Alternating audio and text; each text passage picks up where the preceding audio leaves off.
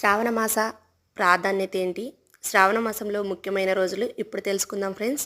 శ్రావణ మాసం 5వ నెలలో అంటే 5వ మాసంలో వస్తుంది.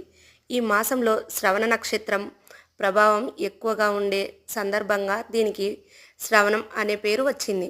శ్రీ మహావిష్ణు జన్మ నక్షత్రం కూడా శ్రావణం కావడం వల్ల దీనికి ప్రత్యేక గౌరవం కలిగింది. శ్రావణ మాసంలో శివుణ్ణి ప్రత్యేకంగా పూజిస్తారు. అలాగే మహిళలు శుక్రవారాల్లో లక్ష్మీదేవిని పూజిస్తారు. 2025 శ్రావణ మాసంలో జూలై 28వ తారీఖు మొదటి సోమవారం వస్తుంది. ఇక్కడితో ఇక జూలై మాసం పూర్తవుతుంది. ఆ తర్వాత ఆగస్ట్ సోమవారం 4వ తారీఖు రోజు రెండో సోమవారం వస్తుంది. ఆ తర్వాత 11వ తారీఖు మూడవ సోమవారం వస్తుంది. ఆ తర్వాత 18వ తారీఖు 4వ సోమవారం వస్తుంది. ఇంతటితో ఇక మరుసటి వారం రాదు. 23 శనివారం అమావాస్య రావడం వల్ల ఇంతటితో పూర్తవుతుంది. ఈ మాసంలో శివుణ్ణి ఉపవాసం ఉండి పత్రాలు పుష్పాలతో పండ్లతో పూజిస్తారు.